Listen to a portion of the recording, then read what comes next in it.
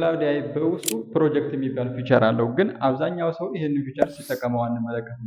ምንድነው መሰላችሁ? ክላውድ ኤአይ የምትጠቀሙ ከሆነ የሆኑ ነገሮች የተለያዩ ስራዎችን የምትሰሩ ከሆነ ኦርጋናይዝ አድርጋችሁ ለመስራት እጅግ በጣም የሚያግዛችሁ ነው። ግን እንዳልኳችሁ 99% የሚሆነው ሰው ስክሮል አድርጎት ነው የሚያልፈው። ታዲያ እኔ ግን ይህንን ፊቸር እንዴት አድርጋችሁ ተጠቀሙት እንደምችሉ 5 የፕሮጀክት አይነቶችን ዘርዝሬ አሳያችኋለሁ ማለት ነው። እናንተ እንደተለመደው ኮፒ ሊንክ እያደረጋችሁ ቪዲዮ መመልከታችሁን አትርሱ ማለት ነው። የመጀመሪያው ምን መሰላችሁ? የምታገኙት ፋይናንሻል ፕሮጀክት ነው። ፋይናንሻል ፕሮጀክት ምን መሰላችሁ? ስለ ፋይናንስ ሪሌትድ የሆነ ነገር ፕሮጀክት ክሬት ታደርጋላችሁ። እንደምትመለከቱት ፕሮጀክት ኒው ላይ ትገቡና ይህችን ፕሮምፕት ብድግ አድርጋችሁ ወስዳችሁ ኢንስትራክሽን ላይ ታስገቡለታላችሁ ማለት ነው። ከዛ በኋላ የምትሰሩት ስራ በቀጥታ ምንም አዲስ ነገር አይኖረውም። ፋይናንሻል ሪሌትድ የሆኑ ነገሮቻችሁን ክላውድን የምታማክሩት ከሆነ በቀጥታ እዚህ ከገብታችሁ መስራት ትችላላችሁ ማለት ነው። በሁለተኛ ደረጃ ደግሞ ሪሰርች ፕሮጀክት ነው። ሪሰርች ፕሮጀክት የሚሰሩ ከሆነም ደግሞ በተመሳሳይ አሁንም እዚህ ጋር ያለችዋን ፕሮምፕት ብድግ ታደርጉና እዚህ ኢንስትራክሽናችሁ ላይ እንደዚህ ትገቡና ትሰሩታላችሁ ማለት ነው።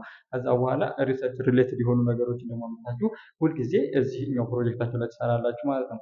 በተመሳሳይ ደግሞ ኢሜል ፕሮጀክት ነው። ኢሜል የምትጽፉ ከሆነ ኢሜል ሪሌትድ የሆኑ ነገሮች ደግሞ አሁንም ኢንስትራክሽኗን እዚህ ጋር ያለችዋን ታነሱና ልክ ወስዳችሁ ታስገቡለታላችሁ። ከዛ በኋላ እንደምትመለከቱት ኢሜል መጻፍ ብትፈልጉ ሁልጊዜ ይችን ትጠቀማላችሁ ማለት ነው። በሁለተኛ ደረጃ ደግሞ ምን ታገኛላችሁ? ክላይንት ፕሮጀክት ነው። ለክላይንቶቻችሁ እናንተ ምን ፕሮቫይድ እናደርግ እንደምትፈልጉ እያንዳንዱ ነገር ማብራሪያ እየያዘች እዚህ ጋር ኢንስትራክሽን አለች። ኢንስትራክሽኗን ታስገቡለታላችሁ ማለት ነው። ከዛ ሌላኛው ደግሞ ምንድነው? ኮንተንት ፕሮጀክት። ኮንተንት ክሬት የምታደርጉ ከሆነ ሪሌትድ ቱ ስክሪፕት ራይቲንግ ሊሆን ይችላል፣ ስለ ኤዲቲንግ ሊሆን ይችላል፣ ኤቭሪቲንግ ስለ ኮንተንት ኢንስትራክሽን ታስገቡለታላችሁ ማለት ነው። ኢንስትራክሽን እንደምትመለከቱት ተዘጋጅታለች። ታስገቡለትና በቀጥታ ሴቭ ታደርጉና ታስቀምጣላችሁ ማለት ነው። ፋይናሊ ፕሮጀክት ምንድነው የሚለውን በቀጥታ አሁን አይዲያውን ከያዛችሁ ልክ ፕሮጀክት ማለት ምን ማለት ነው? እናንተ ኦርጋናይዝ የሆነ ነገር ኢንስትራክሽን ተውጣላችሁ። ቤዝድ ኦን ዛት ኢንስትራክሽን ኤቭሪቲንግ ስለ እናንተ ያውቃል፣ ስለ ቢዝነሳችሁ ያውቃል፣ ምን መስራት እንዳለበት ጠንቅቆ ስለሚያውቅ አዲስ ነገር የለም ማለት ነው። ልክ በምትጠይቁበት ሰዓት ኤግዛክትሊ ቱ ዘ ፖይንት የሆነ መልስ ታገኛላችሁ ማለት ነው። በዘፈቀደ የምትሰሩት ነገር እዚህ ጋር ያበቃል ማለት ነው።